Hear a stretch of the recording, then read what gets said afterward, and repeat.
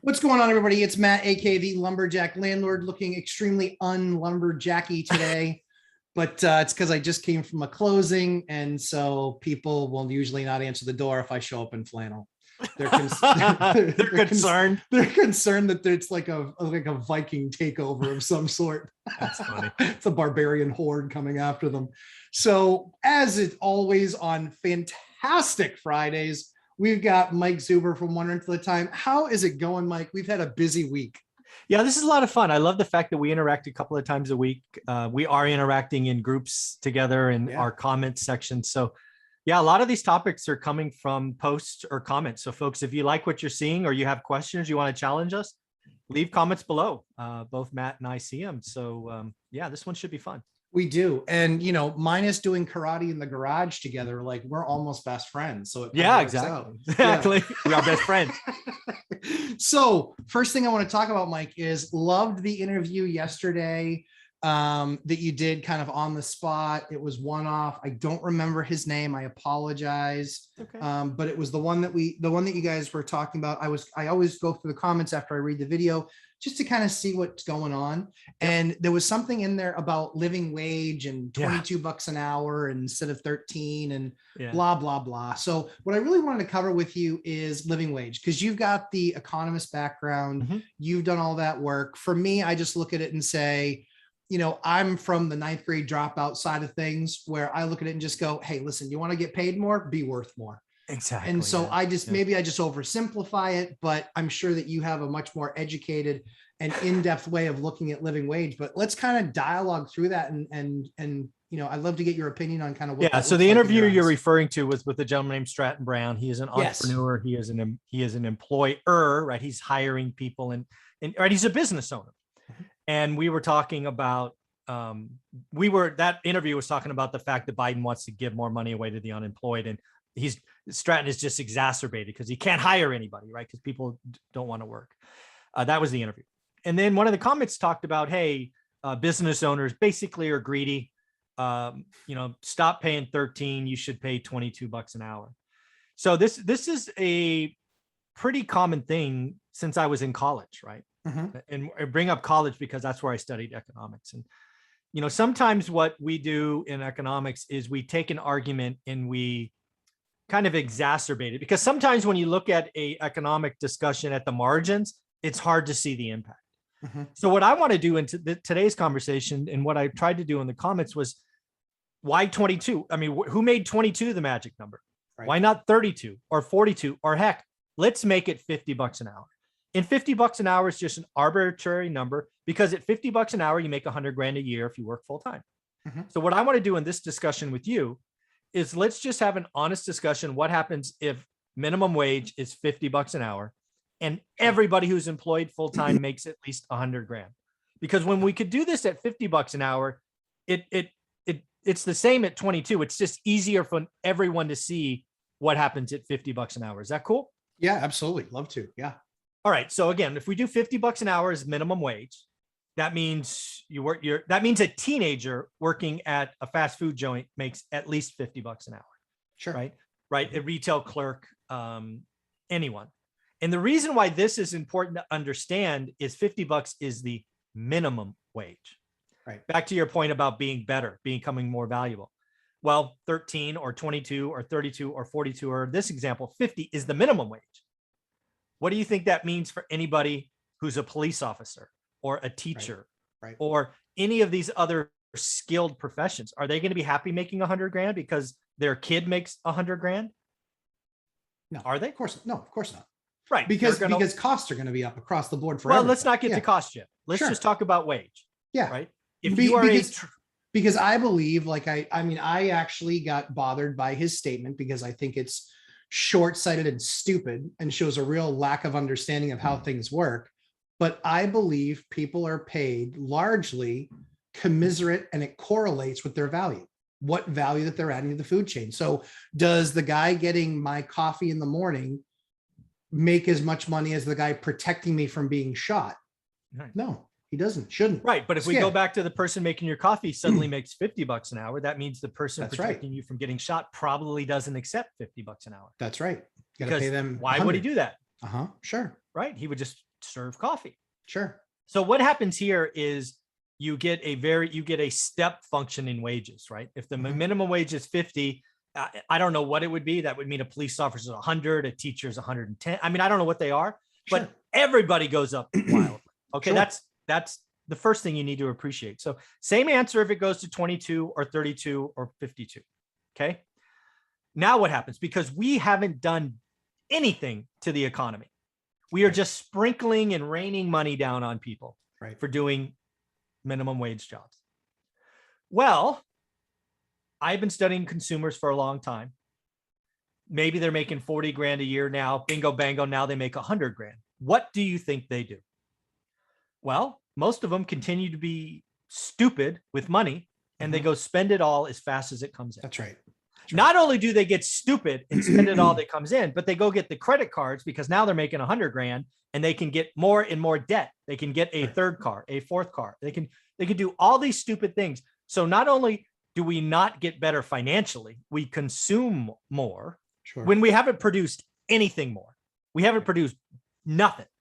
We're just consuming stuff faster, which means we have less stuff. Inflation happens. Oh, by the way, what happens again, using the coffee example? Do you think a coffee is profitable at $4 or whatever it is? In your area? When everybody there, when all 12 employees make at least 100 grand?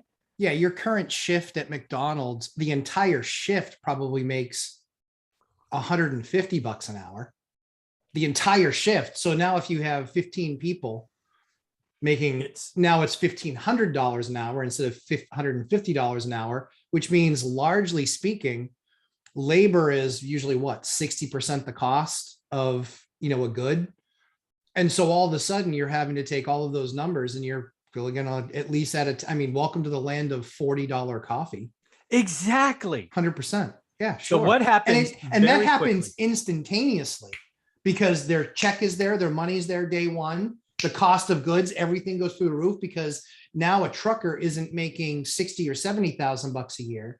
Now a trucker is 200 or more, even more. Exactly. Now a trucker is making, because that's they're, if they're right now at 5x what minimum, what a $10 an hour wage is, and they're making $60 an hour or something. Now all of a sudden it's 6x. So now they're making, now you've got truckers making 300 grand, 350 grand a year. Yeah. Again, let me be clear. I hope everybody makes 100 grand a year. Of course. That's the wrong argument. Right. Agreed. There's two things. So again, sometimes when we talk about economic terms, I find it easier to go to the extreme. Yes. Because then people can see what happens easier. Right. That's the same answer from 12 to 22 or whatever the answer, 15 to 22. The same thing happens just on a smaller scale. So the answer really is a couple of things. One is we need to start teaching financial education because we will have just as many people living paycheck to paycheck if everybody made 40 versus everybody making 100. And that is sad. Yep. That is a sad state of affairs. That is a crime on our education system. It's just, again, nobody is going to be better off with everybody making 100 grand a year. And most of you would be worse off because the hamburger is $40 or whatever it is. And you have nothing and you have more debt. You know how many people would go get more debt if they bingo bango made $50 an hour? Oh, it'd be fucking mind-boggling. Everybody. And it would be instant and we haven't produced anything. You're not more productive. You're not more valuable. We have people that would normally go get trades deciding just to be a coffee barista or whatever that is. They wouldn't work in, it's again, and I bring up these examples because it's the same thing at $22 an hour. I don't know what's magical about 22. I just don't. It's 40% more than now. Well, why don't you go get financially educated? Why don't we spend less, understand needs and wants? Why don't you budget a little bit? And oh, by the way, go get some training. Be better. Who's out there saying that minimum wage is acceptable? I had a minimum wage job for like a year and I busted my butt and then I got a little more and then they didn't want to pay me anymore. So I got a different job. That's right.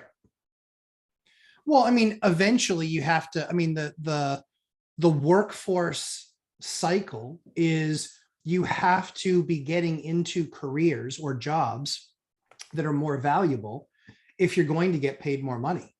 It's literally just that simple. And I sold cars for a while Yeah. And I realized I didn't want to work 80 hours a week. And I looked at it and I said, okay, the top guy doing this makes like 100 and a quarter.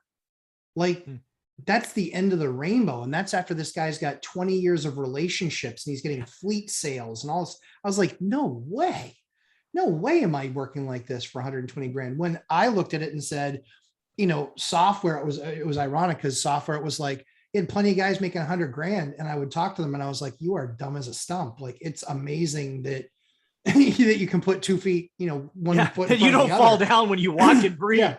I mean, like chewing gum and talking at the same time is difficult.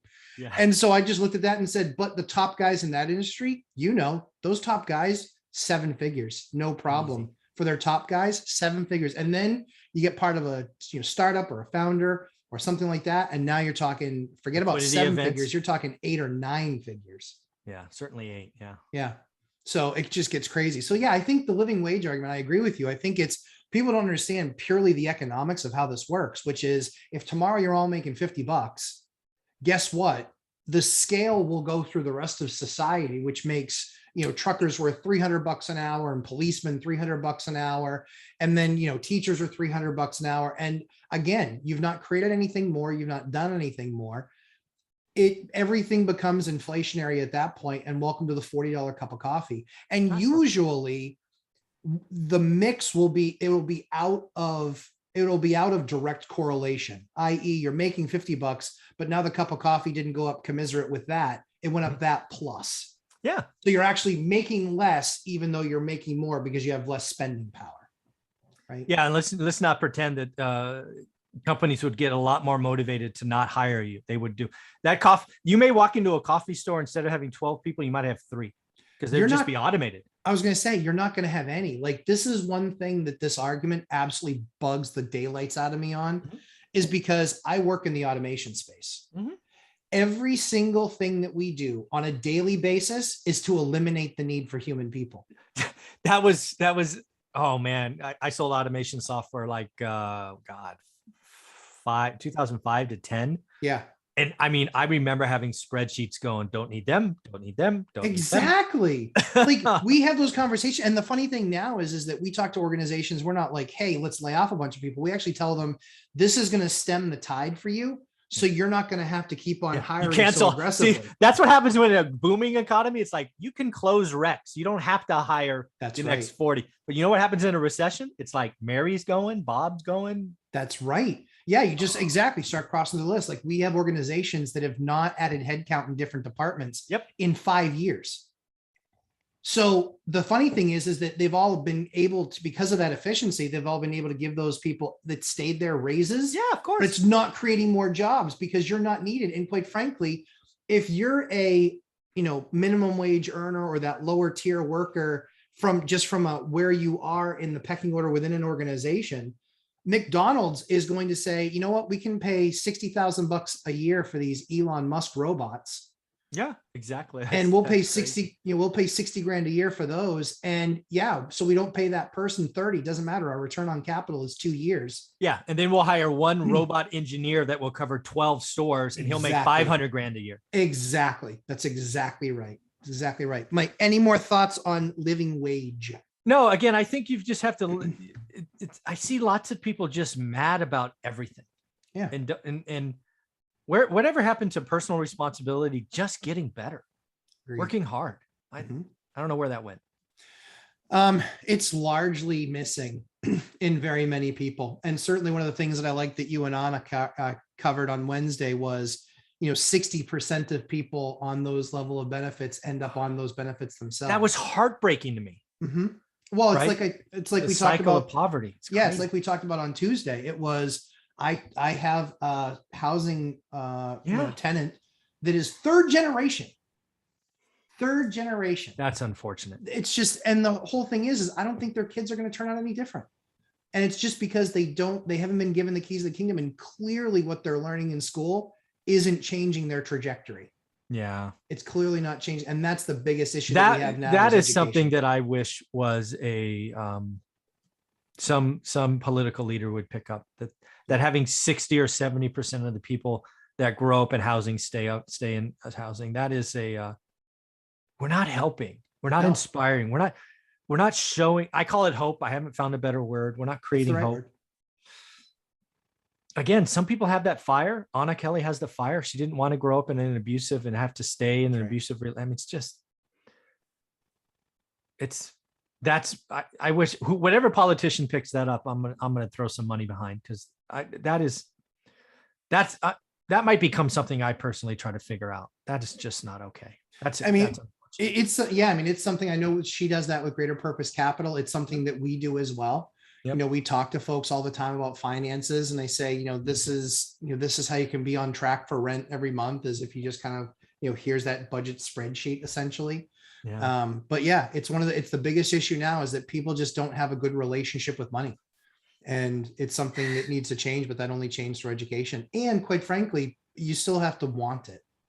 And I think that process, it's long. The whole thing is it works out if you stay on the path, but if you don't have hope to start, you never start the path. That's a chicken and egg thing that's really stressing, frustrating me. I'm trying to play with the riddle. So yeah, I completely agree with you. Well, Mike, thanks so much for this session. Looking forward to number 2. How does the housing market crash happen? Mm-hmm.